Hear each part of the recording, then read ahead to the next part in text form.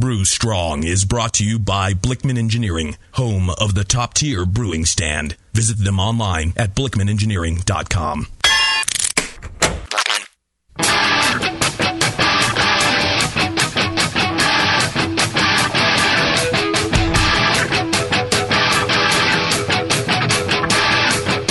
Brewers, it's time for the beer radio you've been looking for. This is the show that dispels myths, tackles the toughest topics, and makes no apologies for geeking out on beer. Hosted by two guys that drink before they think, Jamil Zainashev and John Palmer. This is Brew Strong.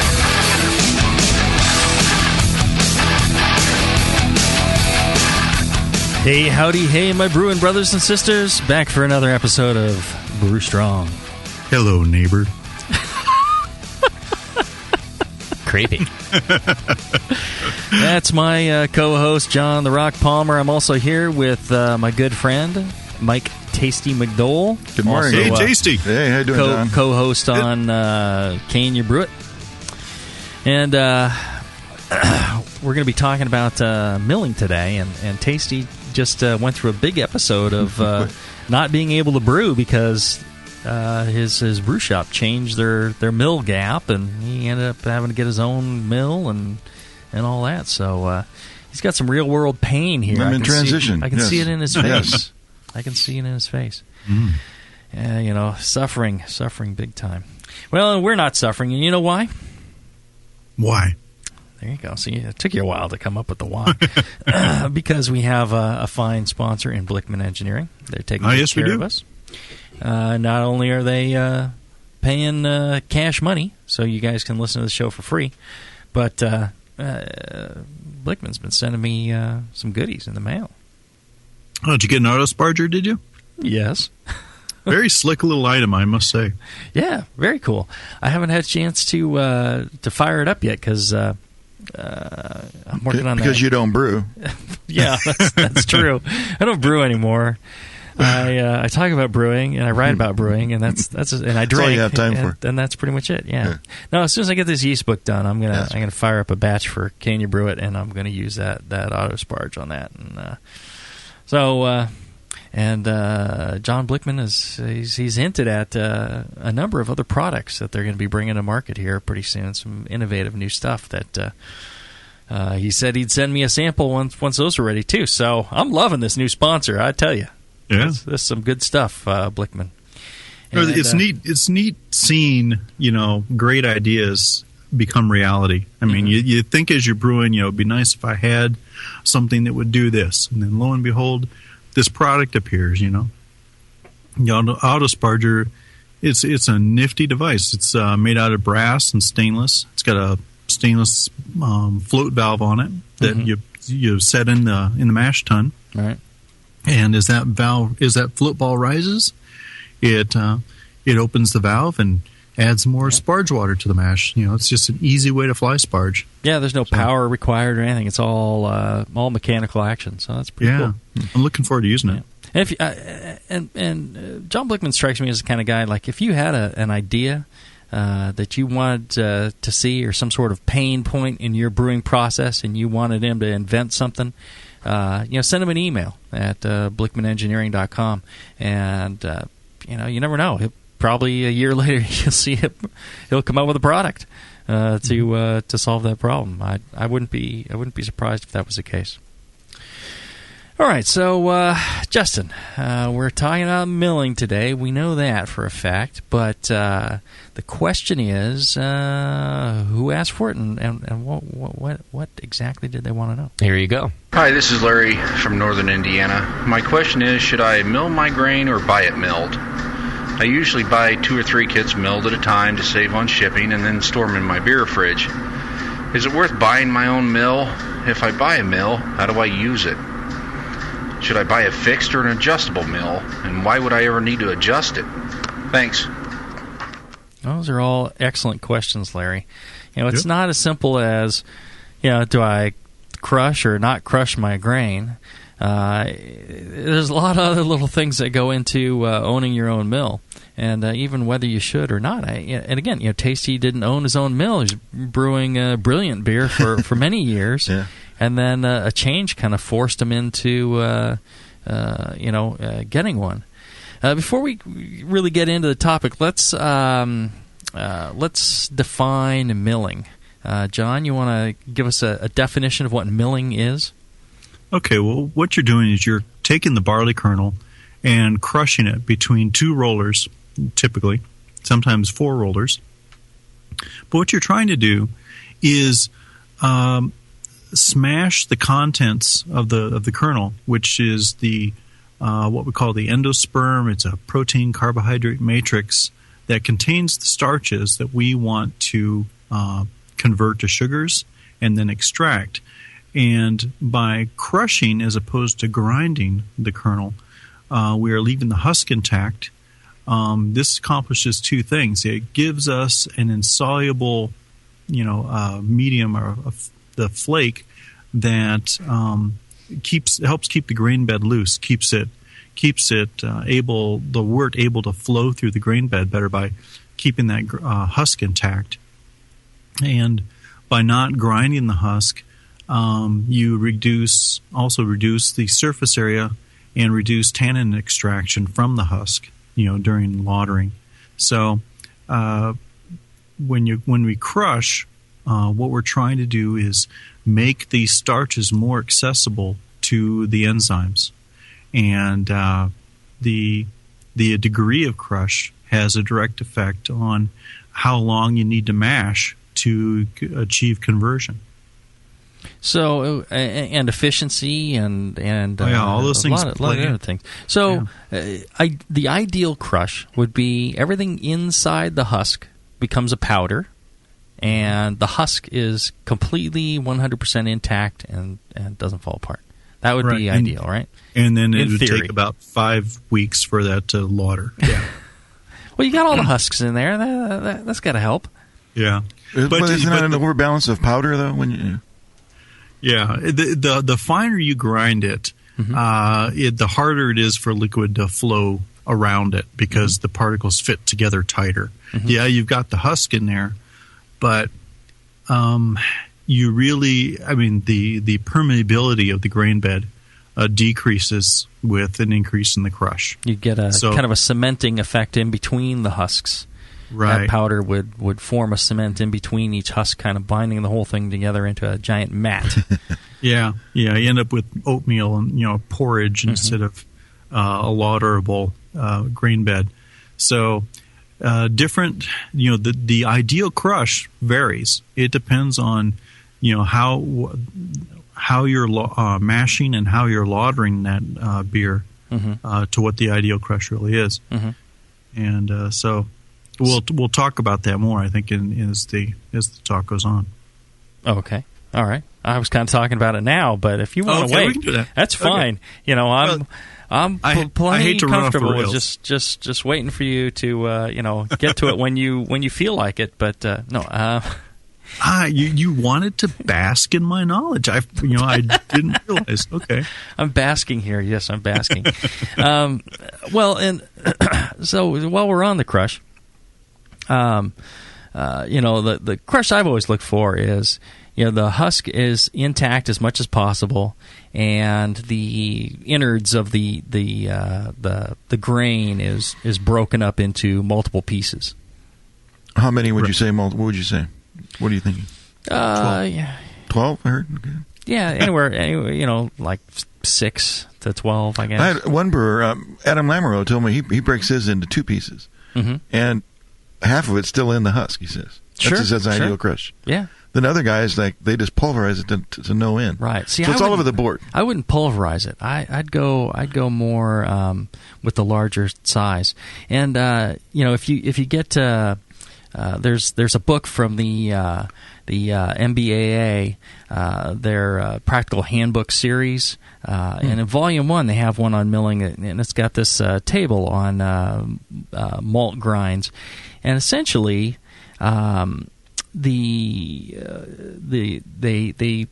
they have a technique of measuring the grind or the crush, and sieve analysis, yeah. And they run it through this mesh and on a shaker table, and you see how much goes through at various sizes, and then you weigh that amount. It gives you the percentage of how much, of various sizes you have in your crush and how you're doing with your crush.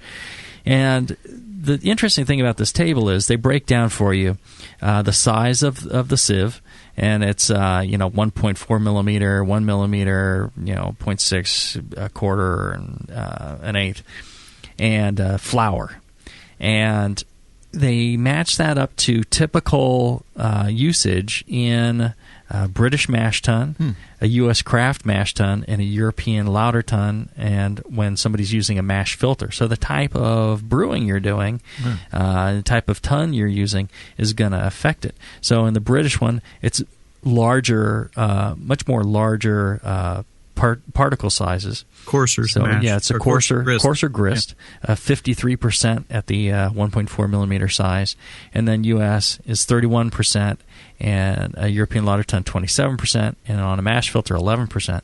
So, with single infusion, they're saying that you go with a larger, a coarser crush in order to for the equipment that you're using.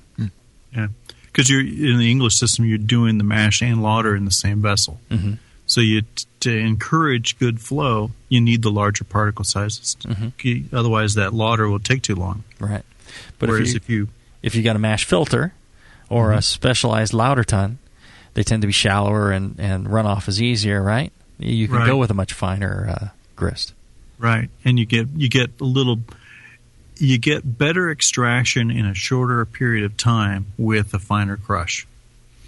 And so by going to, but the lautering takes longer comparatively. So what they do there is they pump it from the mash tun, short time, pump it to a lauter tun, then they can take more time to lauter that grist and use mash rakes and so on to help keep the bed real fluid and flowing.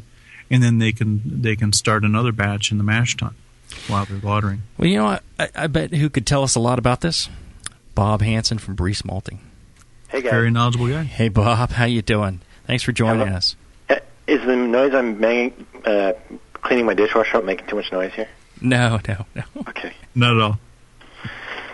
So, how about that? Did you hear that? Yeah, we heard that. Yeah, we heard that. Maybe drop the phone a couple of times. Great, okay. So, Bob, what is the type of crush you're looking for in a professional brewery setting? Well, you guys have touched upon it. It really, there's a couple things when it comes to the crush. There's some quality-related aspects. Those tend to actually be much smaller than anybody would think, unless you're making American Pilsner. But then beyond that, it's really more about what's going to give you good extraction efficiency and good solid liquid separation efficiency in your brew house. So as you guys have already alluded to, it's really dependent on your system. And I would say, the best crush is the one that works good for what you're doing. Mm-hmm. And that's different from a home brewer because, they have different economic considerations and equipment where, for a large brewer, they're very concerned about getting the maximum amount of extract out because, 1% brew house efficiency for them is millions of dollars. Mm-hmm. So they put in specialized mills and really track the things, as you mentioned. There's a similar talk or a similar good piece of information that's available if you go on our website. And you go under Malting 101 in technical presentations, there's a talk on practical milling for the craft brewer. Craft brewers are, kind of in between home brewers and large brewers, and, they read the same literature and have the same ideas about what they want in a crush, and they have the same worries, but, again, they have different economic considerations and time considerations. So that talk kind of discusses how a good crush is measured, how to optimize it, what its value to you economically is, and a few things about different ways of milling.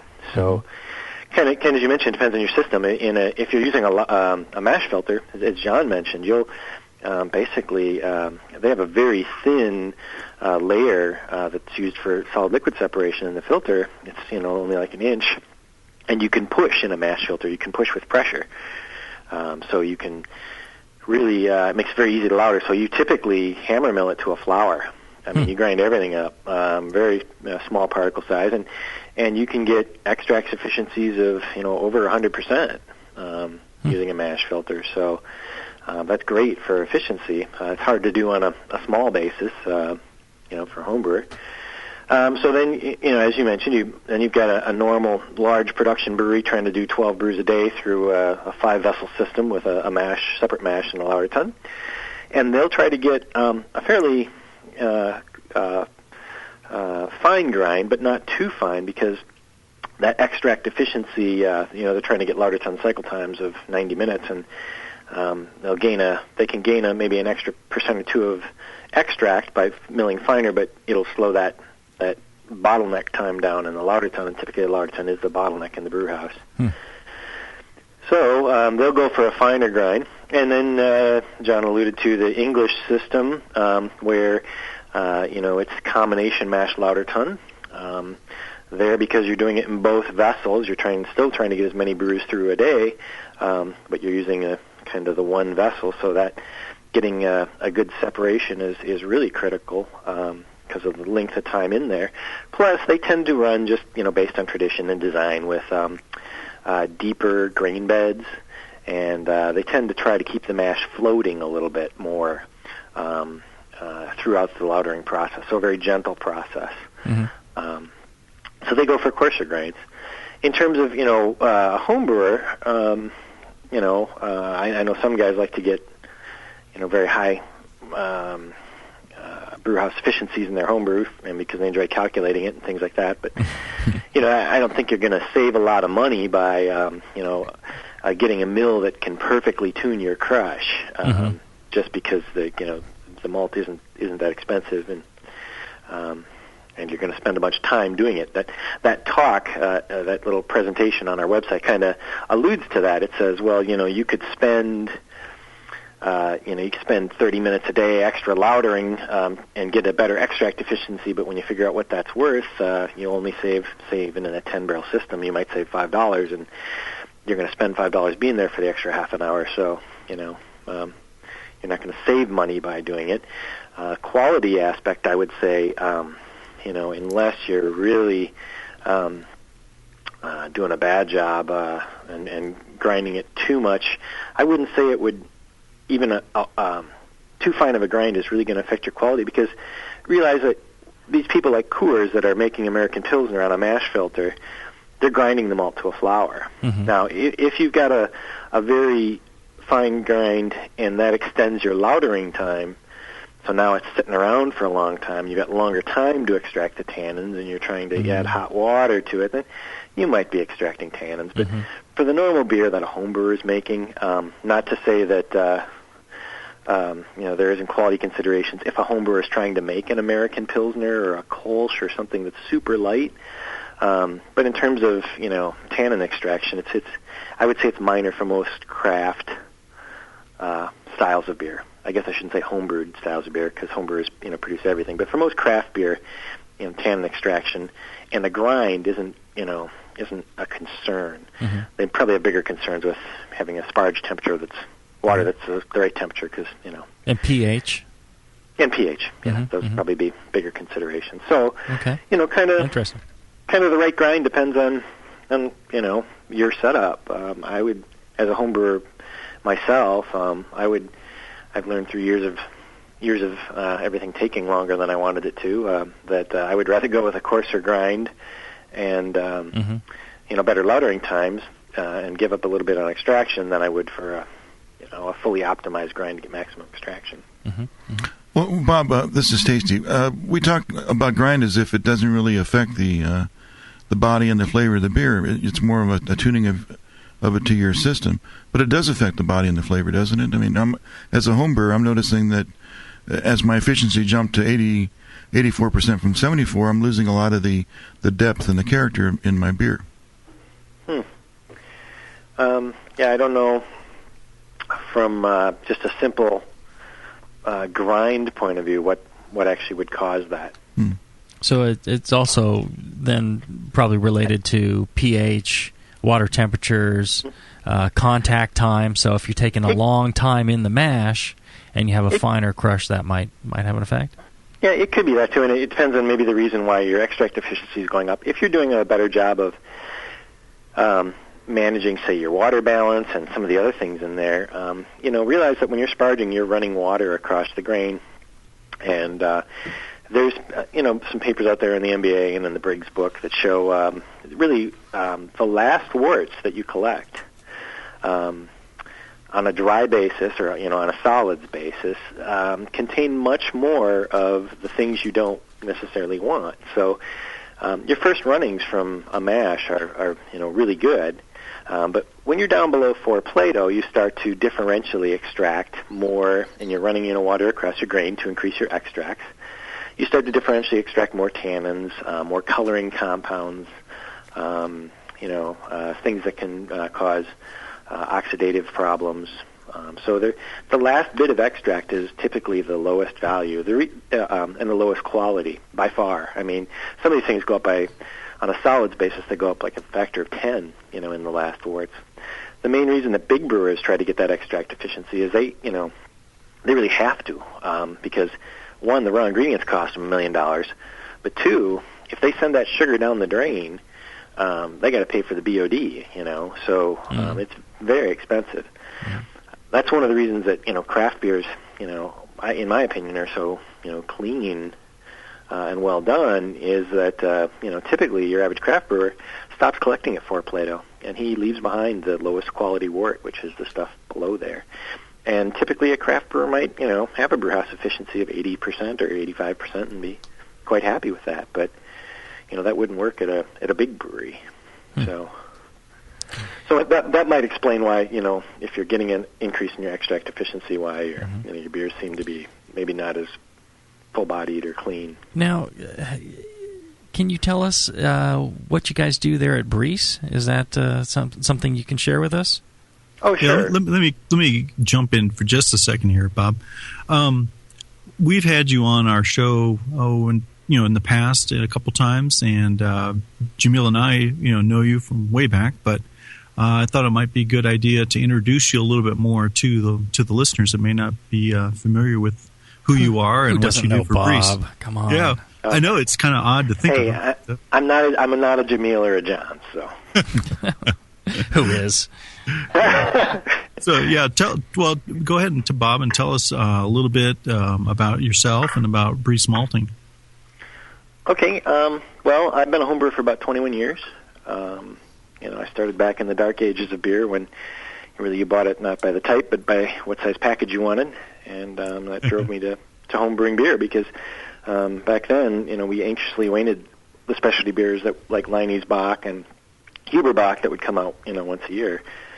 So quickly within a year or two, I started working at a brew pub in Milwaukee called Water Street Brewery, which was an extract brewery.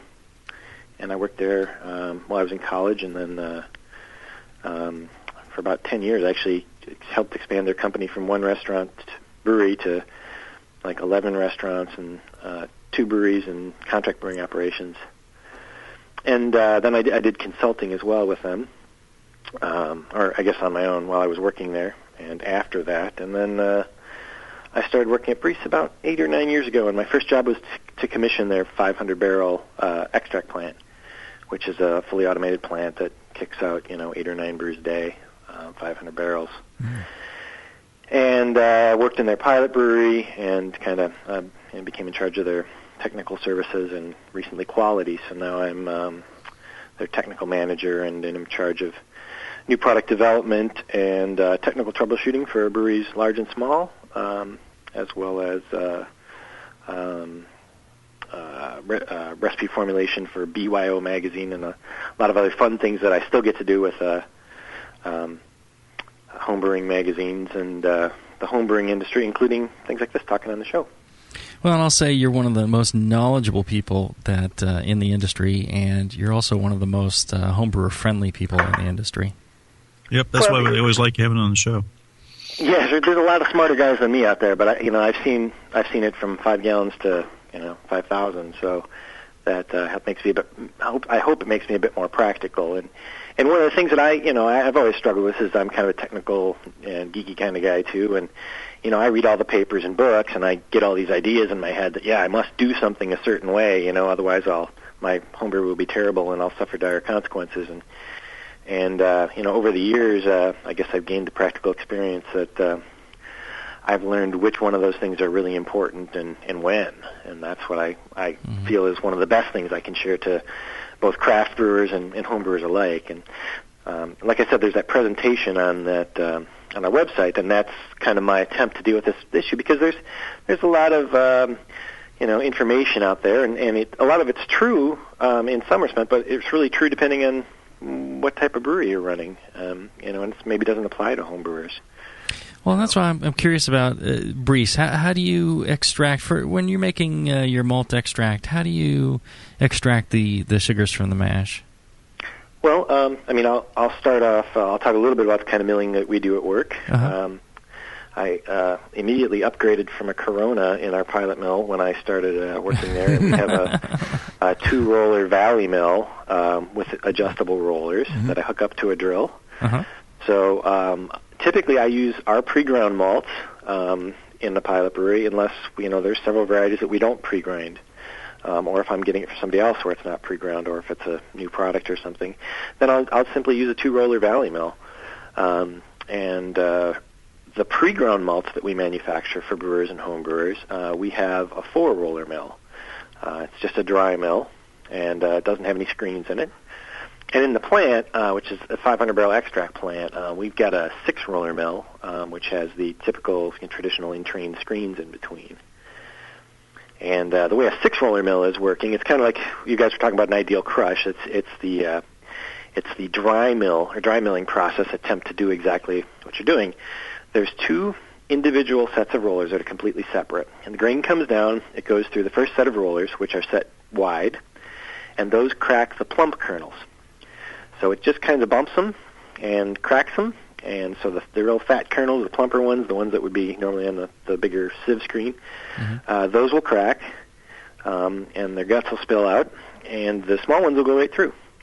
And then that whole what comes out of those 2 rollers goes across a series of screens, and shaker screens, and it shakes them, and the grits, or the insides of the endosperm, and the flour go right on through. The grits go through kind of one set of screens and go down one funnel, and the flour goes through and actually passes all the way through the machine. And then on top, any of the intact husk or unground kernels pass. Then through the second set of rollers, which are set a little bit tighter, those are set to capture the thin grains. It cracks those grains. It then goes across a second series of screens, which separates out, again, the husk and the big grits from the endosperm, and the flour goes through. And then the third set of rollers takes those grits from the first and the second break, and so these are grits from the endosperm, big chunks of the endosperm, and breaks those down. So at the end of the process, you've cracked the big kernels and the small kernels, you've squeezed the guts out, you've separated the guts from the endosperm, and you've broken up the big chunks of the endosperm in a grit miller, and you end up with, say, 5% fine flour, a lot of very small grits that would look about the size of poppy seeds, and almost completely intact husk. So the husk might be in 2 or 3 pieces. So the home brewer could do this with a hammer and some tweezers, and right. Sorting them out. Magnifying glass. You guys mentioned the guy who breaks his kernels in half. I'm like, that guy must be. What is he, a samurai? How did he do that? That's not such a bad way to do it, but I don't know how he accomplishes it. So, but anyway, so and we have a mill like that because we're going through 150,000 pounds of grain a day, and we want to get the extract efficiency out of it. So that's why we have a big, expensive, specialized mill like that. It's not anything necessarily to do with the quality. It's really about getting the maximum extract out in an efficient manner. And we have a traditional high-speed lauter tun. So, okay. Yeah. All right. Can you hang with us through the break? All right, because I got questions for you on speed of the mill, wet milling, double milling, all that good stuff. Back after this.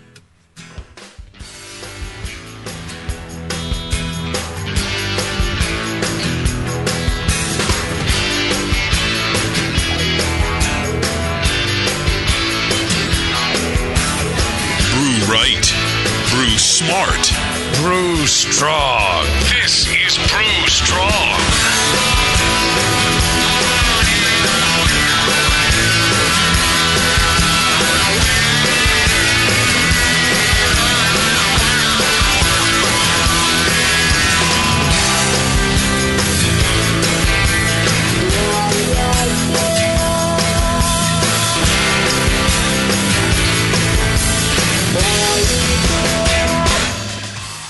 When Blickman Engineering set out to design a great brewing stand, they knew it had to be strong, adaptable, and last for a lifetime. The top-tier brewing stand is now proudly available at BlickmanEngineering.com. It grows with your brewing skills and equipment. Start with 5-gallon coolers on its heavy-gauge stainless steel shelves. Then move all the way up to 30-gallon pots on the high-output burner tiers. Speaking of burners, the custom Blickman Engineering top-tier burners are extremely powerful, efficient, and amazingly quiet. They have safety stops to center your pot, and they'll last a lifetime and won't rust. The top-tier brewing stand allows virtually infinite combinations from traditional gravity systems to 2 tiers to completely horizontal. Configure your stand the way you want and have the freedom to change it at any time in the future.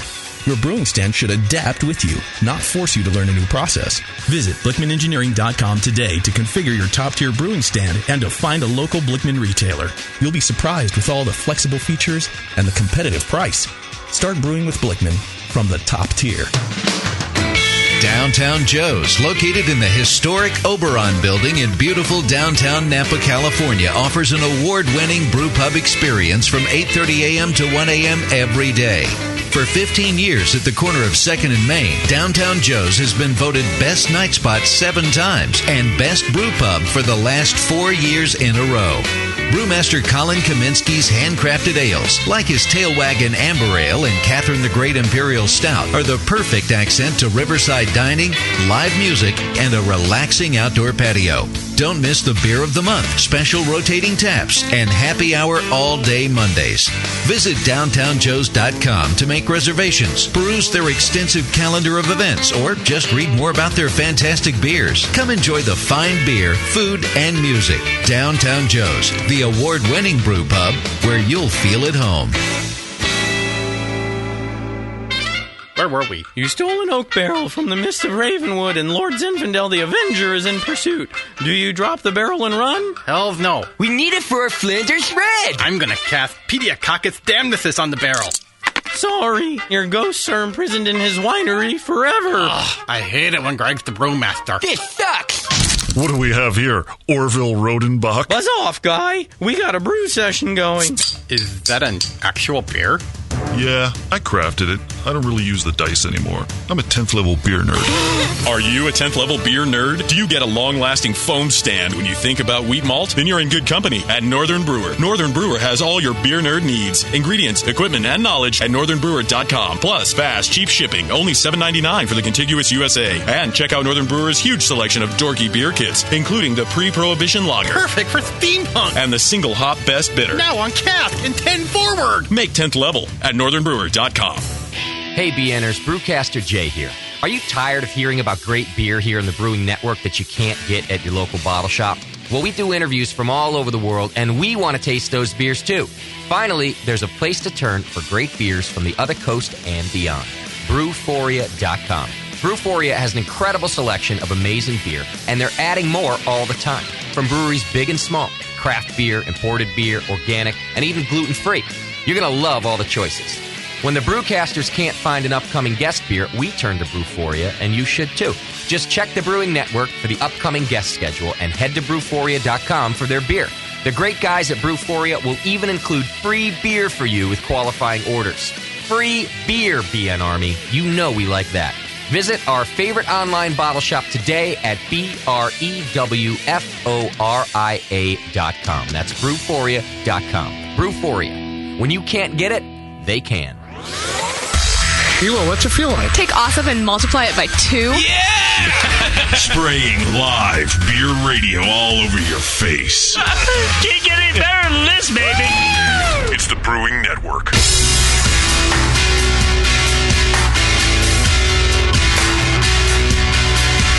Like the Lance Armstrong of the beer world.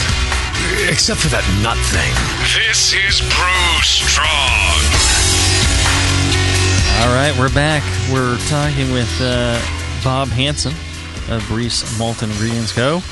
And we're talking milling your grains. And so, Bob, one of the things Tasty and I were talking about on milling, we've both heard that the speed of your mill should not exceed 150 RPM. And so I've set my mill to like 135-ish, and Tasty's working on his. Is there any truth to that? Is that a bunch of nonsense? It has to do with shredding the husks. Yeah, there is. I don't know if simple RPM is a best guideline. I would say shredding the husks is. Mm-hmm. So somebody who probably has experience with small mills, that may be their general observation. Like for a big brewery, it's more. Like if you look at big mills, it's more the speed or the differential speed between the two rollers that'll really cause that shredding action. And, you can imagine if you're talking a 1-inch mill, RPM means one thing in terms of the actual speed. Mm-hmm. But if you're talking a 6-inch mill, our rollers are, 6 or 8 inches in diameter. And they're smooth, right? And they're smooth, right? They're actually, it depends on which ones you're talking about, but some of them are fluted as well. Okay. But irregardless, the speed, is more, I would say, at the contact points. I'm not sure it's as simple as an RPM thing, but that sounds, I would say somebody who ever came up with that guideline probably has experience with a small mill, and, I'm sure there is some RPM that's right. Mm-hmm. And that RPM, 150, seems really fast to me, thinking about a big mill, but for a little mill, that's probably right. Mm-hmm. And you're saying if the two rollers are going at different speeds, then obviously you have kind of some pulling action across the grain, across the husk, and that's what tends to shatter the husk then. So differential speed is a big issue. Yeah, you'll get a shear, and a lot of times the simple, two-roller mills, one of the rollers is driven and the other one is free on a set of rollers. Mm-hmm. So then just the friction or whatever will cause there to be a differential between them. So, and on the big, like you get a 5-roller mill, like all three of the crushing ones are all driven. So then you have to set that differential. Mm-hmm. But, again, I think it's the end result that tells what your RPM is. Somebody probably, like I said, you've probably yourself then looked at it and said that, geez, if it gets too high, I'm shredding my grain. The magical number is probably more based on experience than some sort of RPM. Or if there was a magic number, it would more be the differential speed in terms of at the surface, like, centimeters per inch. Mm-hmm. That would be the bigger factor. Mm-hmm. And what about wet milling? I was at Sierra Nevada, and they were wet milling their grain. And, on the homebrew scale, I don't want to put any moisture in my mill because I know it's just going to rust before the next time I mill some grain. Mm-hmm. But, I guess the theory behind that is the moisture makes the husks more pliable, and they tend not to break when they're milled. I assume there's some truth to that as well? Yeah, absolutely. That's somewhat of a standard in the big brewing industry, and there's a couple types of ways you can add water or wet mill. There's true wet milling where you're making a slurry, and that maybe isn't you see that, but maybe not as commonly. You also see malt conditioning where they'll basically spray some water on the malt to get the moisture up and then mill it after that. Mm-hmm. But yeah, Sierra, New Belgium, those guys, you look at, it's funny how much both those companies invest in the best equipment. because they're relatively speaking to the big guys, they're not that big, but they've got systems doing 12, 14 brews a day, and really you'll see an efficiency improvement, or I wouldn't say you probably get a bit of efficiency, but also a speed improvement when you go to wet milling, because what happens is if you get that husk wet, it stays very pliable and it doesn't break up really that much at all. So by conditioned milling or wet milling, you really get a nice grist. You can imagine I just described to you this 6-roller mill, which has got all these screens and parts and multiple rollers to try to accomplish the point of keeping the husk in one piece and getting the endosperm, busted all out and soluble. Well, now with wet milling, you're kind of, everything gets kind of gushy, and you basically make a soft husk and some paste, and it's great for getting instant extraction, and very high efficiency and very good lautering. And so does it even start the solubilization of the starch as well, or? Yeah, it can. I mean, once that stuff gets wet, yep. Those enzymes, they've got optimas, but they're they're active over a variety of ranges, and that starch is damaged from the malting process. So once it gets wet, it can start working right away. That said, I've also seen some craft brewers, people like Bell's and things like that, try to screw around and make their own little wet milling systems. I know you guys probably met John Mallett before. He's he's an addicted tinkerer and engineer as well. And I remember he was trying to do some conditioned milling just to see what would happen, and came up with this, fairly professionally made and logically thought out Rube Goldberg device for doing it. And but the grain got wet. It turns into when malt gets wet, it turns into kind of a big sticky mess, and then if it sticks around, like it hangs up anywhere, it starts molding. So lactobacillus goes crazy.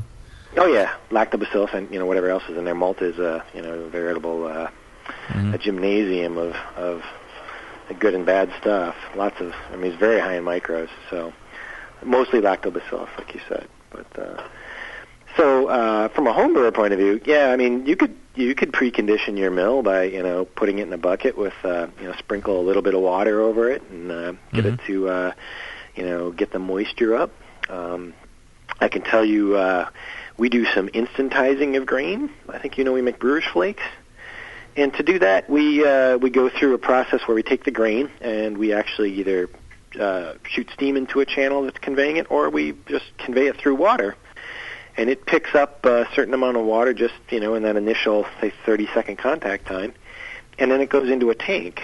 And in that tank, it tempers. So it evens out the moisture. So the outside of the grain is wet. And then if you leave it sit for a little while, say half an hour, that moisture in a sealed bucket, or in our case a tank, that moisture penetrates into the kernel. And you get, you bring the moisture of the kernel up from, say, 12% to 30%. And then you can easily cook it from the inside out. So that kind of adding water and tempering, you could do that at your home and then run it through your mill to achieve wet milling or at least conditioned milling. Your concerns would be, you'd probably have to clean the goop out of your mill afterwards once it dried up, and you're getting water in there so it could rust. So and I'm not sure it's going to give you that much better of a right. Yeah, I think, for me, it's always about the beer quality. I really don't care about efficiency. If you told me I had to use twice as much grain, I'd be like, yeah, okay, well, whatever. Yeah. Well, I'm right there with you. We talked about milling, what we do at Breiss, and I talked about our home brewery. You guys are out by Trumer, right? Yeah. In Berkeley? Yeah. My favorite pilsner in the world. And I don't know if you know, but they do endosperm mashing. Have you ever heard of that? No, well, I'm not convinced it's not just a gimmick, but they do it, and their beer is my favorite, of its type, produced in the U.S. by far. So what they do is they run it through a mill, like our 6-roller mill, like I was describing it to you, with screens in it. But then instead of putting the husks in with the mash, and the grits, they run the husks into a separate tank. Then they mash all those grits, basically the endosperm, and then right in the last 15 minutes, they re-add their husk to their mash, make sure that any starch that's in it is converted, and then they begin their transfer to lauter. So, So it's to minimize contact time with the husk? Contact time with the husk. Huh? So that's Wow. kind of the super extreme, like, we're going to remove the husk and do this. And, is it the extra thing that takes their beer over the top? Yeah, I don't know. And, Mm-hmm. it's kind of like decoction brewing, Right. Lots of people don't do it, and they make beers that win as many medals as the guys that do, so, but it's an interesting twist on it. So, and we've done that in our pilot brewery to try to make Trumer Pills. Mm-hmm. So, and with what success? Well, yeah, it was really good. Yeah. Actually, I don't know. It wasn't still quite exactly their beer. I mean, we duplicated their water and did all the things you do, right? Uh-huh. It turned out very well. The thing, we never did it the other way to truly prove if there was and then ran it by a taste panel. But we felt good about doing it, and it was kind of fun. So you had a bunch of beer to drink. Exactly. And we had to get some Trumer side by side. Twice as much beer then. Right. Yeah. Okay, now what about double milling? I tried this once, where you run the grain through, and because of the mill, and then you run it through again. I guess the idea is to break up the endosperm even more than without damaging the husks, I guess. But the one time through the mill is just fine. The second time through the mill, it's all so fluffy that it won't go through the mill. At least that was my problem.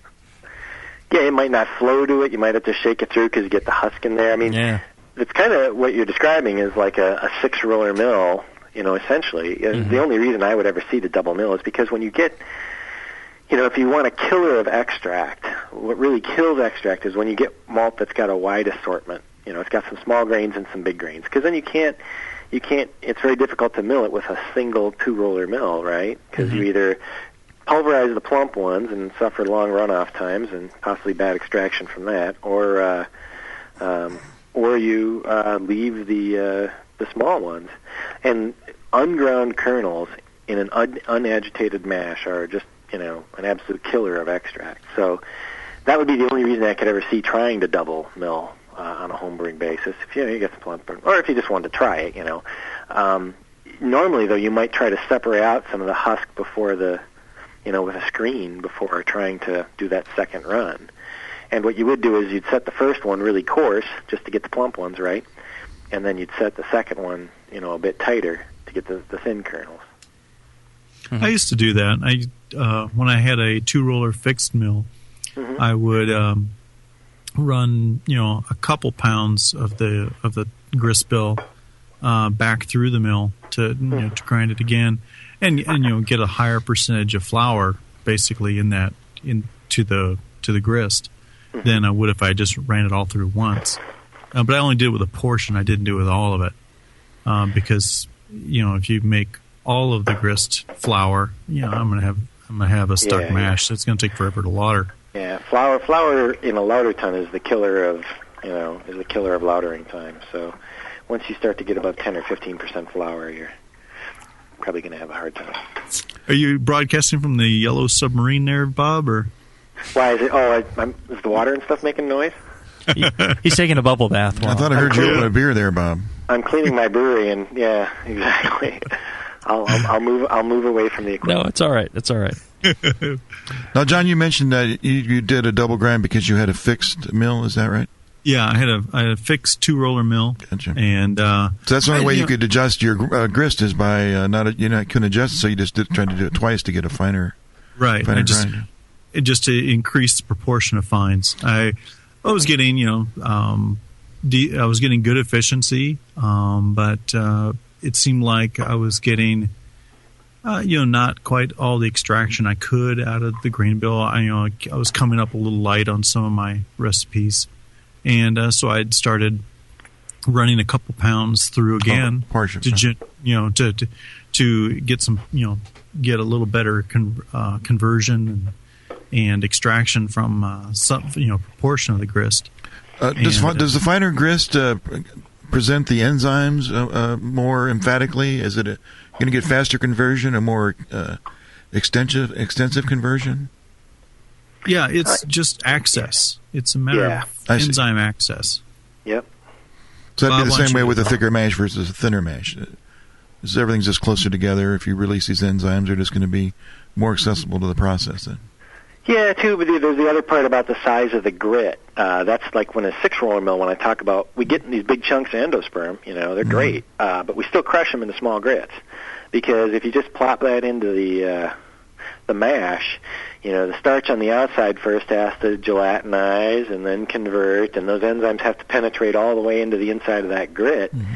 And then if, there's like bigger chunks of protein in that matrix too, then when you go to lauter, that stuff's got to migrate all the way back out, So because it's not like the stuff washes free. There is some diffusion that needs to go on. If the finer the grind, the faster the conversion will be, and the easier it will be to separate the extract. That's one of the reasons behind a mash filter, why those things work so good with very fine grind. From a home brewer point of view, the same principles apply, but I don't know if it's going to save you a huge quantifiable amount of time. That stuff's probably more important for guys who are trying to do 14 brews a day. Not to say that there's probably a home brewer out there that's not trying to do 14 brews a day. Not every day, though. Yeah. I would try to do 14 brews a day. Only 6 days a week, though. Right. Well, and, I have an adjustable mill, and I bought an adjustable mill because, different grains have different diameters. So if you're milling wheat or rye or, all these things require different settings. But what I find myself doing is like, I just throw the whole thing in there. I'll just use more, wheat or rye or whatever. More rye flavor, add more rye. Yeah, and I'll just, I haven't adjusted the thing in years. It's just, might as well be fixed because I'm not going to mess with it.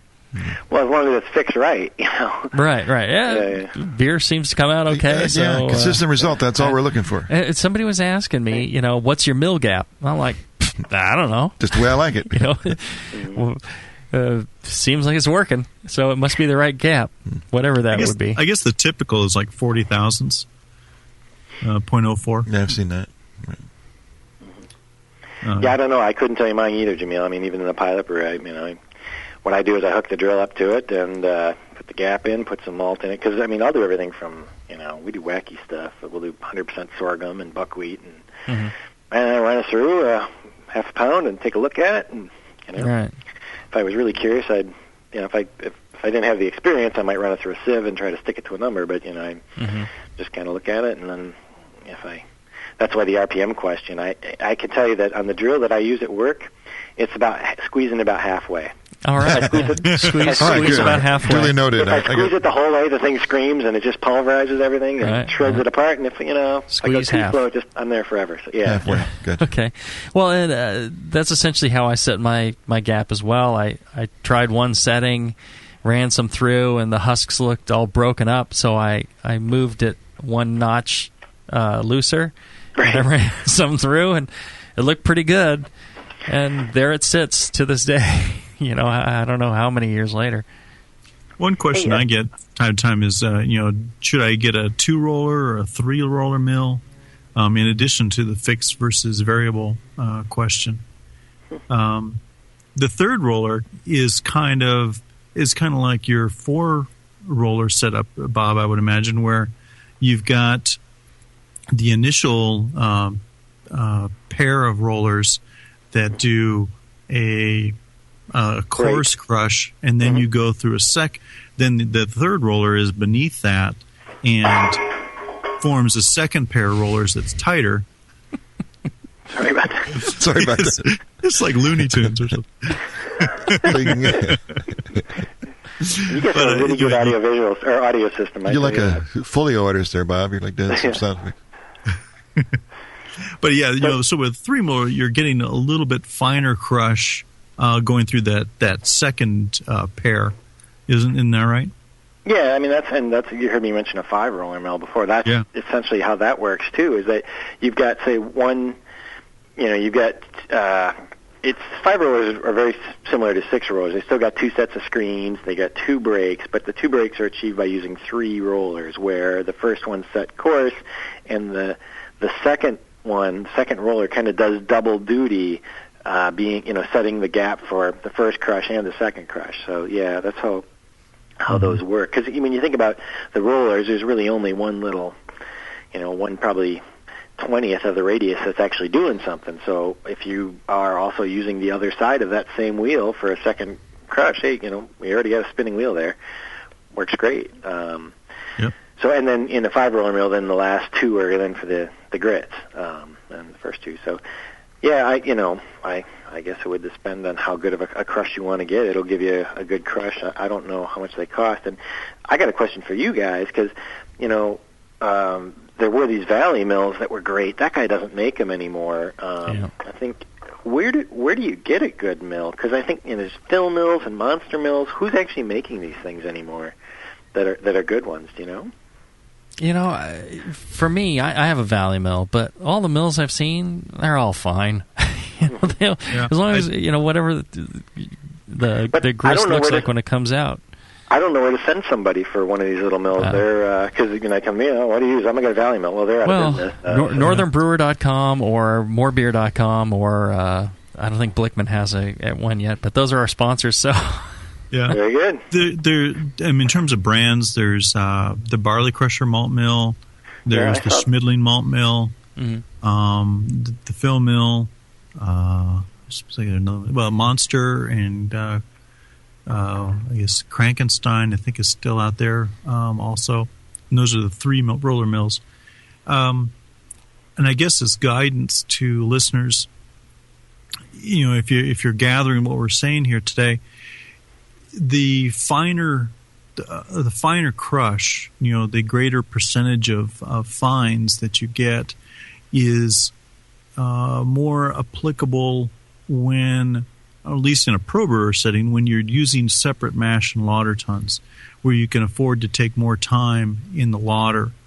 If you're trying to do, a more English system with a single mash lauter ton in a cooler, for instance, you probably don't want a 3-roller mill that would do a real fine crush, right? Because you're gonna be stuck for hours waiting for this thing to lauter, potentially. Yeah. Yeah, and like I noted, I was saying to myself I wanted a little bit more extraction from the amount of grain I was using. And I ran a couple pounds back through the 2-roller mill again to get a little higher percentage of fines, mix that in, and I got the little higher extraction efficiency that way. Now at the moment I'm using a 3-roller mill. I've got the first gap set fairly coarse. The second gap, takes care of the, generating some more fines, and my lautering time and my extraction is right where I want it, but it was a matter of dialing it in. It was a little matter of trial and error to get the looking at the grist to see the proportions of fines to coarse. Hey, I think one of your listeners mentioned when do I buy a mill, and I kind of at the beginning I said, I don't know if you'll save money. If you're a frequent home brewer, there's a couple reasons to get one. One is because, a lot of the specialty grains aren't available pre-ground. Things like our smoked malt, and I've never. I would like to hear this from you guys because you get a lot of homebrewing experience. But I've never had good luck trying to crush grain with anything other than a mill. A hammer in a bag and a rolling pin. Doesn't work. Right. I've never been to Rube Gold. I've never been able to Rube Goldberg anything together that would allow me to crush like 2 pounds of malt in a reasonable way. Right. Well, and part of it is storage time because if you want to buy your grain in bulk. Yep. And you want to buy, a 55-pound sack. If you buy it pre-milled, there's just, there's very stringent storage requirements of pre-milled malt for it to stay stable versus, malt that's intact. That's stable under your average conditions for a long time, right? It changes. Once you expose some fats and some things. So, and pre-ground, I would say yes, it does have a shorter shelf life. It's easier for it to pick up moisture and have any of the shelf life related issues. I wouldn't say it's like the stuff's going to go bad right away. It's not like that. It really makes that big of a difference. But to your point, for sure. Also, it may not necessarily be moving that fast because a lot of times, as a homebrewer, your supply chain has to go through a homebrew store that goes through a distributor that buys from somebody like us. Mm-hmm. So we mill it, and then we send it to them, and then they warehouse it, and then when your homebrew shop orders it, they get it from them, and then eventually when they use up their inventory of pre-ground, then they bring it to you. So, so if you're going to say it's got 6 to 9 months shelf life, by the time it's in your homebrew store, it may be, it may already be 4 months into that, and that's probably not true with people like Northern Brewer and guys like this that are cranking through the volume, but your average, your smaller place. And so then if you store it for a long period of time, you very, very well could start to see some quality issues. I agree. Yeah. Plus, if you ever, and I think most homebrew shops have a mill that they'll allow you to do for free, at least the ones that I go to. Mm-hmm. But if you ever find yourself driving there to mill grain, it's like based on the cost of gas, you'd probably be better off. In your time, you might as well just in your time. get yourself a mill. For me, the things to look for when buying a mill, I would say durability one, especially if you're going to brew a lot. And if you're buying a mill, you better be brewing a lot. You want one that's not going to wear out. Adjustable is nice, but not critical. I think what's more important, if you're going to get an adjustable one, get one that adjusts parallel to the two rollers, so it doesn't, wider at one end and narrower at another, I would think. Definitely not. And one that you can motorize, Yeah. Because you don't want to hand crank this thing. Yeah. And those are like the 3 requirements. Other than that, doesn't really matter to me. I think I'm sure there's advantages to other things, but price wise, I wouldn't spend a fortune on it because I think you can get good results with a fairly basic mill. Yeah, I agree. Hey, I'll throw out probably a dirty word for homebrew millers. You guys ever use a Corona? I think everybody. If you've been brewing for a long time, you probably used one. When I started, they were still selling Coronas at the homebrew shop, and I knew not to do the Corona mill. Well, I think they're like $35 or $40. At least they used to be, mm-hmm. And they kind of just cram, shatter everything, but. They do okay. They do work a lot better in a rolling pin and a hammer. Mm-hmm. So if you're just buying one for just milling your specialty malts, or occasional things that you can't, I don't think they're that bad. Mm-hmm. I do know that I can speak from experience that if you try to mill like a whole 50-pound bag through one because they have no bearings, you'll melt the shaft. Wow. Whoops. That reminds me of another situation. I've read several times on forums where guys will buy their wives a KitchenAid stand mixer because they know it comes with a mill attachment for grinding grain. That's for making flour. Yeah, it is. Yeah, and you can put in like a cup at a time, so it's not a good option. Your basic 2-roller mill is the best starting point. Yeah, I would agree. All right. I would disagree that you can only do a cup at a time because with a couple milk cartons and some duct tape, you can put a whole 50-pound bag on top of a Corona or one of those things if you want. And I can guarantee you, Bob has done it. Let's take a short break. Can you hang with us through the break, Bob? Sure. All right, and we'll come back and we'll take some questions from the listeners. Back after this.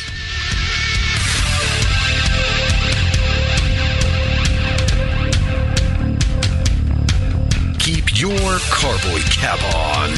This is Brew Strong. We'll be right back.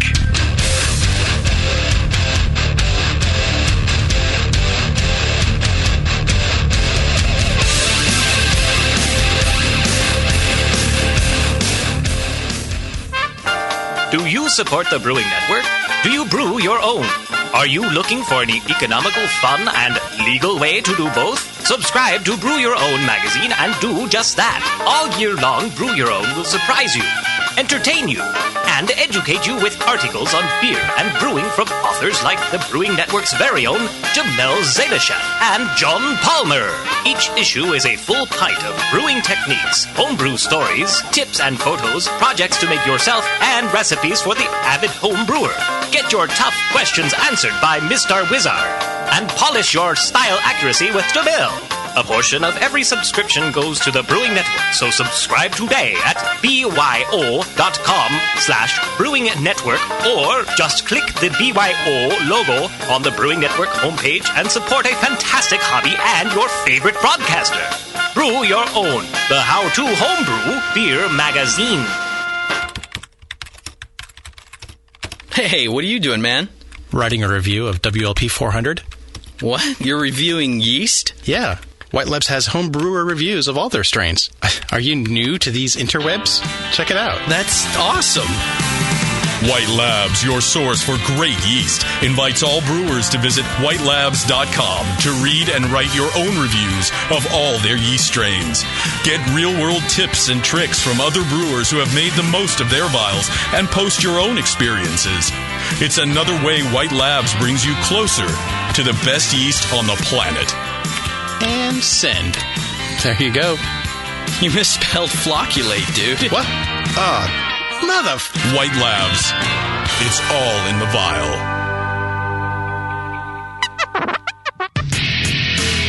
Hi, this is Push from the Brewing Network, and I want to tell you about the Brewmaster's Warehouse and how you can get 10% off your next order. I'm a pretty techie guy, but I've never seen an online store like this. It's awesome. Go to brewmasterswarehouse.com and click on Brew Builder. You can whip up a custom recipe so easily even Sven could do it. Seriously, it's slick. You can share your recipe with your own logo and notes to the Brewmaster's database if you want. And the best part, it keeps a running tally of the beer you're building while you're doing it. Then, bam, click Buy Recipe, and your cart is filled and ready to go with helpful suggestions in case you forgot something. This thing is amazing. Brewmaster's Warehouse is run the way a home brewer would do it, with great service, fast turnaround, and $6.99 flat rate shipping. Brewmaster's Warehouse and the Brew Builder blew me away. Check it out today at brewmasterswarehouse.com. I'm serious. And don't forget to put BNARMY in the discount code box for 10% off your order. Check out brewmasterswarehouse.com. Cheers. BN Army members, are you looking for a discount on hops? Keep listening. Nico's Homebrew Supply at nicobrew.com has hops by the ounce and by the pound. Choose from varieties like Amarillo, Centennial, East Kent Goldings, Hollertower, Simcoe, Summit, Tomahawk, Warrior, Willamette, and more. And adding new varieties all the time, many for less than $20 a pound. Whether a couple ounces at a time or an 11-pound bag, all hops are shipped vacuum sealed and frozen straight to you. Nico's Homebrew Supply offers store-wide $5 flat rate shipping and won't waste your money on unnecessary overhead or advertising. They're going bare bones and passing the savings on to you. The staff at Nico's Homebrew Supply loves to brew and is committed to keeping homebrewing affordable and accessible to anyone who wants to join in this great hobby. And for a limited time, use coupon code BNARMY at checkout for a Brewing Network discount. Visit nicobrew.com. That's Niko brew.com for your hops and more. nicobrew.com, your bare bones buddy in the brewing business. You're listening to the Brewing Network.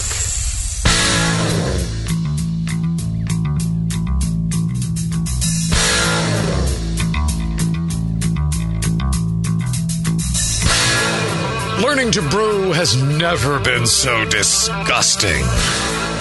This is Brew Strong. All right, we're back. We're talking milling grain. So, Tasty, you ran into an experience where your homebrew shop, they decided they were going to change the gap on their mill to a finer gap, right? Right, which is their right to do. It's their mill. Sure. And I guess that was because they felt customers were asking for a finer Yeah, I assume brush, something was driving it like that, right? Unfortunately, you've got your process dialed in over many years and many batches. Right. And a different crush all of a sudden changed the beer you were getting. So it was the only thing that it's a recipe. I actually made two beers, both recipes that I've brewed, many, many times, and have a great memory of what they taste like when they're done. And both beers came out because of the higher efficiency that I magically got. Went from like 74 to 84. They were had less body. Little noticeable astringency, I thought, and the attenuation was considerably better. So I was getting, instead of finishing at like 15 specific gravity, I was finishing like at 9 or something like that. So to me, the beer was losing what I was looking for. These are both like malty beers. So the attenuation of the beer even changed. Yeah, did. Now, I would imagine, Bob, that with a finer crush, maybe in certain mash parameters, times and temperatures, pHs could possibly favor certain amylases over another, and maybe that's the result in getting a better attenuation in this case. Maybe it's hard to say that what he's saying. I wouldn't normally attribute to just a grind difference. There's got to be something else going on, but the grind affects a bunch of things. I think we talked earlier about with a coarse grind, it takes longer for the enzymes to penetrate, and so the conversion could take longer. So potentially, if he was using the same, say, conversion based on time, say this many minutes, maybe the conversion was taking longer. So in the one case with a coarser grind, it wasn't converted as much, and they didn't get as much enzyme activity, penetrating the kernels and acting on the starch. And in the second case with the finer grind, maybe it happened a bunch faster, and then he had, sufficient beta and alpha amylase to make a more fermentable wort. That would be a reasonable explanation of what he experienced. Right, because his process is quite consistent, and I've been drinking his beers for many years, and he'll brew that same recipe, and it's pretty much the same unless he decides to change it. So, is it a combination mash lauter, or how does it? It's a combination, and I always use rice hulls just to because of the to get a more consistent flow through the bed. And is it it's a combination mash lauter? Is it heated or? Yeah, it's bottom fired. Oh, okay. So I recirculate during the whole mash. And it's like a rim system. Okay. Yes, exactly. Yeah. Right. Well, but the only explanation I'd have for that is that maybe it was, again, taking the conversion was happening faster, essentially. Because if you think like at the low temperatures, to get a higher attenuation, especially you need the action of those beta amylases over the alpha. Right. And if it's converted right away because the kernels are all very small, then the beta probably has more time to act at that lower temperature, what I'm saying? I see. Right, yeah, if you were only holding it at, let's say 148, 149 for 20 minutes, and then you ramped it up to 156 for, 30 minutes, and then you mashed out, and then you went to a finer crush, and at 20 minutes at the same mash temperature, perhaps you're getting more complete conversion at that lower temperature. Exactly. That's about the only, assuming everything from the liquid registration, everything else was, that's about the only explanation I could think. Also, I think I mentioned earlier that when you do increase your extract efficiency, a lot of times the last stuff you're extracting is not as high of a quality. That would maybe explain some of the tannins and the astringency that he was getting. Good job. Yeah. But you're using the same total pounds of malt, right? Yeah, exact same recipe I always use. Okay. Right. So, not sparging any more than you used to. No. It's just a finer crush. Now, how different is that perception, what you attributed to astringency? Is it small or large? Or? To me it was large. These are beers I made for Thanksgiving. It was my American Brown, which I've made a zillion times, and my American Pale Ale, which is relatively new, but again, I achieve remarkable consistent batch over batch, and I wouldn't even serve them at too many events. What was the beer style you were making? American Pale Ale and an American Brown. Oh, okay. Both mashed at 154, and sure. From what we're saying here, it sounds like the grist has no bearing on the number of short or long chain sugars available to my ferment. Is that pretty much what we're saying? Just the speed at which it does get converted. Yeah. But the net result would be, higher I attenuation. I would say that there's an adjustment that you could make. Say you had a coarser grind, and it was you were getting conversion faster and getting a more fermentable wort. That's something you could adjust for. I wouldn't say that you need to do a certain crush to get a certain efficiency or a certain amount of fermentability. Mm-hmm. That's the part I'd argue. So, that's not to say that if you change your crush from a coarse to a fine, you won't see analytical differences, extraction differences, things like that. It's just to say that you should be able to get good extract, good fermentability with any really almost any crush. Mm-hmm. You could probably try shortening your total mashing time, say cut it back 15 minutes or so, and maybe you'll see a shift back to the attenuation and flavors that you're used to. Yeah, and it could be too that maybe there were some differences in the malt. You see, even base malt, 6-row malt or 2-row malt, its alpha and DP it can range by 30 or 40% from batch to batch. You could get one that's say a 120 or 110 alpha, and then the next time it'll be 150. So, there may have been other factors in there too, but just the crush itself, I'm surprised it had that big of a difference. Right. Yeah, you're right. There's things that I think are under control that aren't. I mean, could have been, like you say, a different malt analysis on that particular bag of 2-row, and I made them both beers with the same, base malt. Could have been the yeast. Well, could have been the dog didn't enough dog hair? Didn't roll in the right stuff. I guess not. Yeah, Bob, I had another question about the malt. I'm always interested in the amount of minerals in my system, in my beer, and every point. The grain itself brings calcium, magnesium, and a whole variety of things to the mix.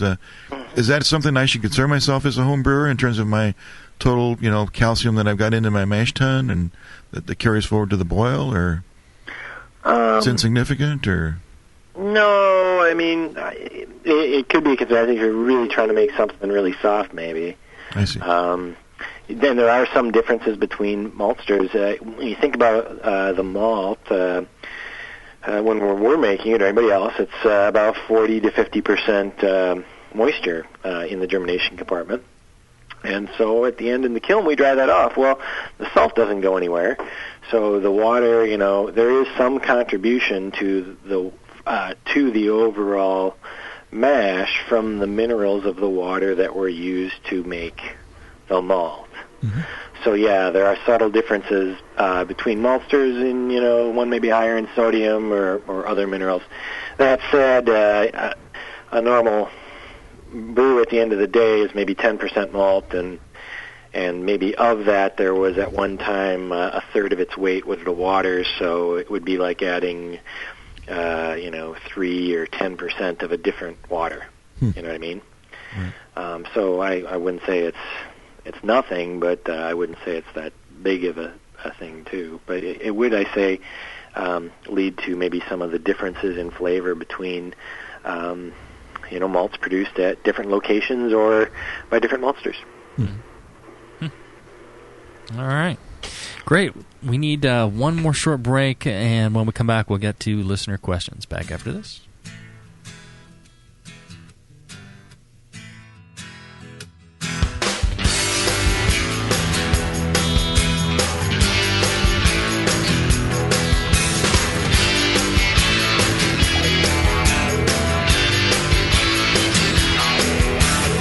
Brew right. Brew smart. Brew strong. This is Brew Strong.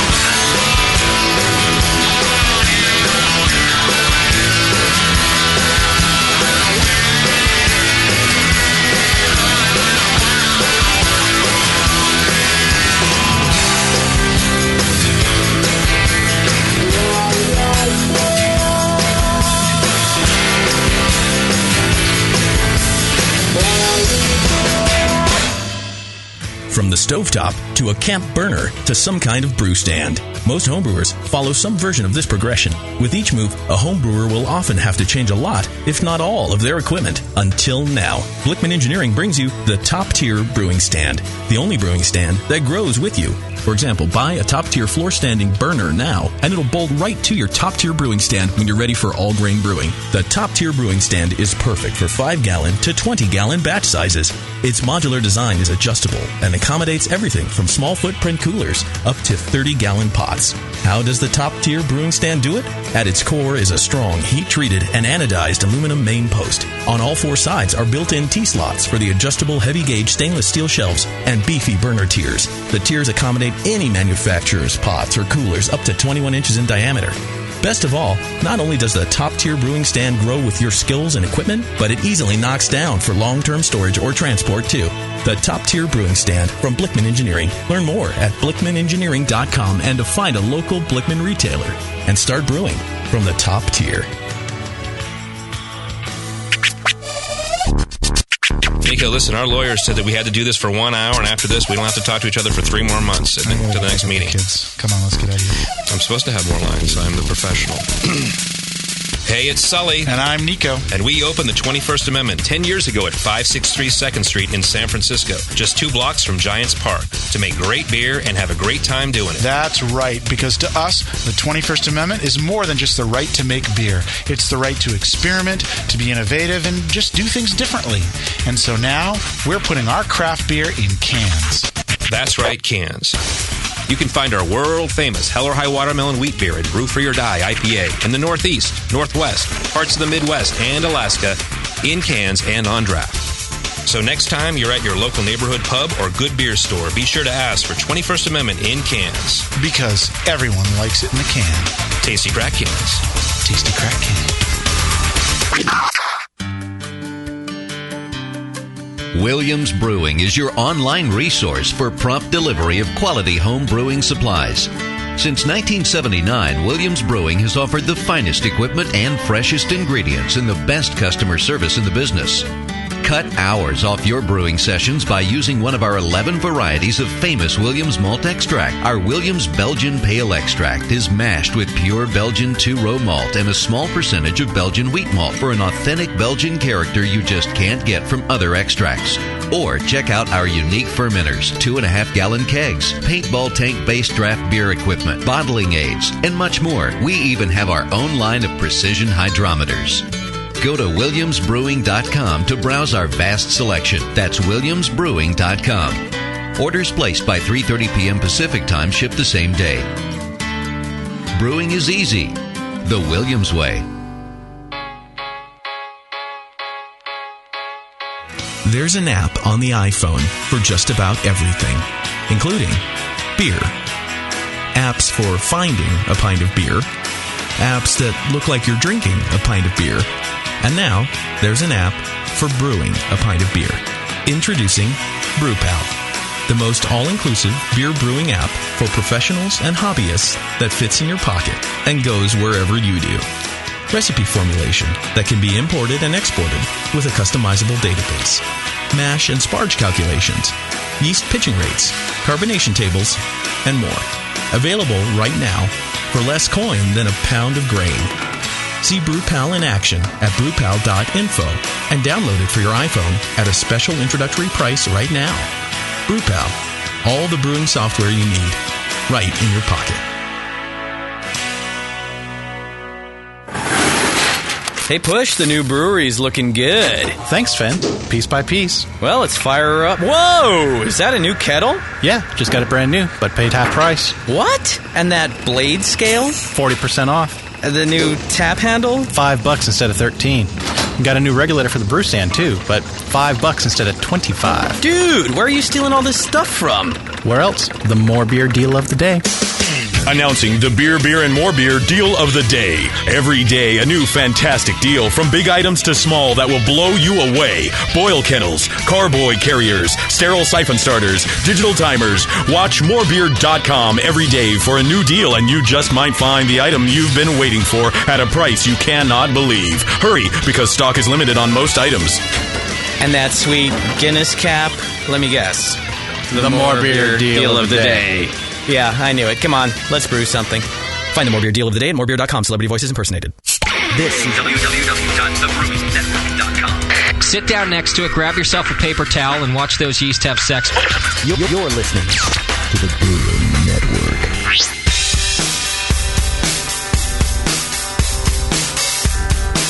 Back to your hosts, Jamil Zainasheff and John Palmer. Putting the testicles in technical. This is Brew Strong. Hey, we're back. We're also here with a couple of brewing geniuses, Bob Hansen from Breiss Malting, and also Mike Tasty McDole from the Can You Brew It show and the Sunday Session. Yeah, we've covered milling malt extensively, and now's the time for questions from the chat. If you listen live, you can join the chat, ask questions, participate in the show. Good stuff. What do we got, Justin? All right, Farm Brewer's in the chat room, and he wants to know about crushing wheat versus barley. He says he's heard that you should run wheat through the mill twice. What do you guys think about that difference? You want to tackle that, Bob? I'm not quite sure why you would do that, unless the wheat had a wide assortment. You know, we talked about that earlier, where you get kernels of a very different size, and you have unground. Typically with wheat, I go with a coarse grind. Yeah, I just run it through whatever my regular setting is. I know, wheat doesn't have a husk, so you can go ahead and grind it on down to whatever you want. Wheat tends to be harder than barley malt, so if you're grinding it, I don't know, in something that requires you to crank the mill or something, that might be a little more difficult. Yeah, you might want to set it wide in that case and run it through once just to crack it, and the second time to break it. Is he talking about raw wheat or malted wheat? You have any idea? Yeah, I don't know. Raw wheat. I assume malted wheat. Oh, okay, yeah, because raw wheat, maybe that's a reason to do it, because, it's especially like high-protein hard red or something like that. It's hard as a rock. Yeah, especially if you're hand cranking it. Yeah. Yeah. That could be the reason, yeah. But other than that, I don't know why, from my experience, why you would need to run it through twice. You didn't hear it from me. You certainly can, though. There's no husk to worry about, so it'll actually go through fairly easy the second time. Okay. Yeah. All right. Alonzo in the chat room wants to know about the flavor differences you get when milling your own grain, say that on brew day, or pre-milled grain. So maybe you order a kit and it has to be shipped to you. It takes a week or two. You guys notice flavor differences from that fresh crush compared to a week or two? Week or two under regular conditions. I don't think you'll notice a difference even in side-by-side taste. I would theorize that the longer the duration, perhaps yes, you'd with the malts stored under the same conditions, longer duration, eventually maybe you'd notice some difference. Yeah. But those grains are pretty. Oxygen still is going to get into them. I mean, Yeah, I would agree. It would for the fresh stuff, being in bulk might have a shorter supply chain to you. Just because I wouldn't be worried about milling my grain a week ahead if I was storing it under good conditions, or 2 weeks. But if the place that sold it to you in your kit, for example, if they didn't mill it themselves, if they bought it pre-ground, and that was a couple months, and then they bagged it up, and then they put it in kits, and those kits sat around, then that pre-ground malt, if it came in the kit like that, well, potentially, there could be, it might actually be 6 months since it's been crushed. Right. Not the 2 weeks. But I don't know what, these guys do in terms of their supply chain. They may, when you order the kit, crush it fresh and send it right to you. So. And if it's in a really humid area, or a really humid time of the year, that might have an effect as well. What's the best way to store grain, crushed or uncrushed? Let's Bob? define good conditions. Yeah. Crushed or uncrushed would be basically in low relative humidity, say below 50%, and typically you'd like to put it in a sealed bag. All food products and everything in general is in equilibrium with moisture, either within its package or outside of its package. And you don't observe as much with malt and dry grains these processes. You might see it in a cracker where crackers get stale in your house. You definitely see it like if you leave cheese out overnight or bread. They're in their package, they're in nice equilibrium with their environment, but you put them into a house which has below 70% relative humidity for sure, typically maybe more like 30 or 40, and they dry out. Malt stored in an open container, when we dry it down to 5% moisture, it's at a equilibrium relative humidity of about 20%. So if you store it, in either a permeable bag or in the open, uncrushed or crushed, in anywhere above 20% relative humidity, it'll eventually take up moisture.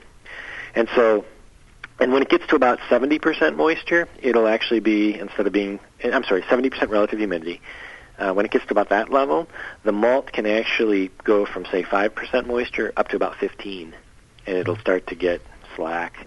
If it's stored above 80% relative humidity, in general, anytime you get anywhere from your house to your basement to your refrigerator, anytime you're above 80% relative humidity, mold can grow. So you definitely never really want to store anything in conditions that are higher than 80% relative humidity. If you store malt in a permeable open container in 70% humidity, it'll pick up as much as 10% moisture, and if you're measuring your malt on a pound by pound basis, you'll definitely see your extracts go down because now there's 10% more water there, right? That's 10% less grain. And eventually, it'll oxidize quicker under those conditions as well. So, ideally you would say 40% or below relative humidity, or, put it in a sealed bag. Right. And if when your malt goes slack, or when it takes up this moisture, it tends to oxidize faster and stale, and the fats start to break down. So, and I've tasted that in competition. I mean, when you're tasting beers that are made from old malt, there is a certain mustiness and slight oiliness to the flavor of the beer that's been made from old malt. Well, and one of the things to do to check on the storage of your malt is taste some on a regular basis. When you get it fresh, it's nice and crunchy and crisp feeling in the mouth. And when it starts taking up moisture, it becomes softer and what they call slack, and it tends to be more mushy and mealy, and then you're getting your grains going bad quickly. So that'll tell you how long you can store something in your environment. Yeah, I mean, in general though, if you keep it within a moisture barrier bag or sealed pail, malt will actually store a fairly long time. Literally like well over a year. And the caramel malts a little bit longer. Black roasted malts, they're almost infinite. Right. Kind of like coffee. You can keep coffee pretty much forever. It may lose some of its aromatic quality, but a lot of that in the black malt isn't surviving anyway, or isn't there. So it would depend, but in general, it really depends on relative humidity and keep it in a sealed bag or in a dry area. Our bags, depending on the type, all our pre-ground malts go into bags that have moisture barriers. The unground malt, the whole kernel, doesn't. It actually, those bags don't have a moisture barrier, except for some special customers that have very humid environments. And so it's just, it's exposed to the air, because that paper that's there isn't an effective moisture barrier. So normally with any dry grain, cool, dry area. Well, and I got to figure, one of the things against crushed malt is that, it's got a higher surface area, and the higher your surface area, it's got to be a more rapid uptake of moisture and oxygen. Yep. So that gets trumped by the moisture and oxygen, but yeah. Right. But again, in a sealed barrier bag, then it's going to be fine. Yep. It's probably better than whole grain stored without the barrier. Absolutely. That's was actually my point. So, yeah. Okay, Right. Sedge in the chat room wants to know if you guys could cover a little bit of the do-it-yourself drill mill method. Well, some of these mills come with a little adapter for the drill to hook up to, and you just put your adapter chuck on your drill and in your drill chuck, and then pull the trigger. In my limited experience, if you have one of these manual drills, halfway, it's the way to go. I did I had a hand cranked one. You gave it to me, Jamil, and I did I ground a 10-gallon batch worth of beer through that with the hand crank, and I'm a weakling, and it tired me out halfway through. Man, it was rough. I definitely recommend figuring out how to use that drill bit. Right. I do too. Yeah. It's not that difficult to hook up a permanently mounted motor either. And that's what I've got. And then you don't have to do anything. You just, you flip a switch and off it goes. You can control the speed precisely. It'll be the same speed every time. Where do you get a motor like that? I went down to some motor rebuilding place, electric motor place, and for $35, he sold me a 3/4 horse motor for, that he had rebuilt. And, cheap. And he threw in some sheaves, and I ended up having to buy a different diameter to get the RPMs I wanted. Okay. I bought a junction box from the Home Depot and wired it up with a switch, and there you go. All right. Now, did that motor come with a capacitor? Because that's what people are saying. That you don't have that. The start capacitor. Yeah. And wherever you get your motor, if you're trying to repurpose a motor for something like a dryer or a washing machine or something like that, then sometimes you have to worry about, startup capacitors and things like that. But ones that are wired already to go, you don't have to worry about it. Okay. If you get one off a fan or something like that, they tend to be. If you plug it in and it turns, then, all the pieces you need are in there somewhere. Yeah. Okay. And last question from the chat, although keep in mind we have our Q&A show coming up. You can ask all your brewing questions. Any kind of questions you got. Yeah. But Push and Matt and JP are having a party down at Push's house today, and they're listening to the show. They want to know, how would changing a mill setting from 3 to 4 be different than running the grain through a mill twice? Well, I prefer using 11. I have a mill that goes to 11. Turn this one to 11. Wow. Yes. And I prefer that because it's one better than the mills that go to 10. Yeah. Right. That is really my preference right there. Of course. So that's the answer.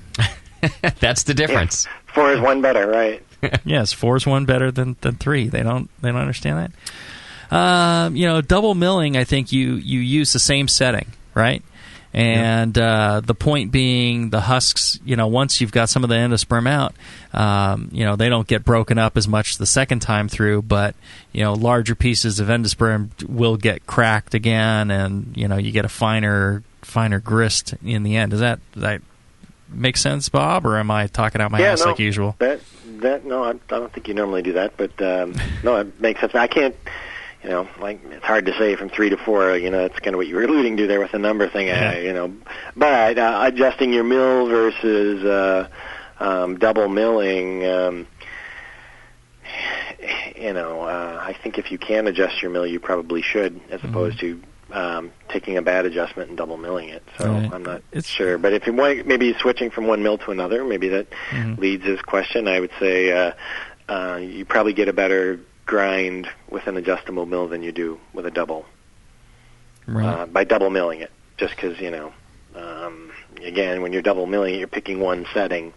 I'm assuming if it says double milling, he's doing the same setting, which you're never going to have one setting that's going to be perfect. You're better to adjust to the grain. All right. And that's it from the chat room, guys. All right. Well, thank you very much, Bob, for joining us. I appreciate you hanging out with us for such a long time. You continue to be one of my absolute favorite people in the entire brewing industry. No, you guys too. It's fun to chat. This is great. This really works well. You can see I can actually get things done here in the home brewery while we're on the show. I'll do less of that if you invite me back, I promise. Yeah, I'll be talking to you about that when we get off the phone here, Bob. Okay. I didn't realize it was so good. You guys do have good audio. But, oh, yeah. What was that moaning going on there? The bad part of it is we can't be in a room drinking beer together talking smart, because I really like it when I get to do that with you guys. So thanks for the invitation. It's good to hear from you anytime. Are you going to make it out to the Homebrew Conference in Minneapolis in June? I have to check. Normally, that's I'm always there. Mm-hmm. I believe it is like the exact same time as the Master Brewers Conference. I think it's the exact same day. So I'm not sure because I'd probably be presenting at the MBA conference. Right. And but you'd have more fun with us. I would, and I'd like the beer there better. Believe it or not, the AHA I think is the best. One of the best place for beer drinking in the U.S. is the AHA National, without a doubt. So, hopefully I'll make it. I'm not sure though. Okay. Well, if we see you there, we'd love to share a pint with you. Great. All right. Thanks for joining us, Bob. Yeah. Thanks. So that's our milling show. Thanks, Tasty, for joining us and providing your sage advice and interesting comments on the subject. If you get a chance, visit our sponsor, Blickman Engineering, BlickmanEngineering.com. Great stuff. Also, go by BYO. You can subscribe through the homepage of the Brewing Network. Just click on that big BYO logo, and half of that goes to the Brewing Network. Also, we got all sorts of good merchandise in the store. We got Brewing Classic Styles. We got How to Brew. And pick that stuff up, and all the profits go to the bottom line of the Brewing Network, and that helps keep these shows running as well. And if you're listening live, hang out. We're going to do live Q&A. You can ask any brewing questions you want. Until later, brew strong. Brew strong.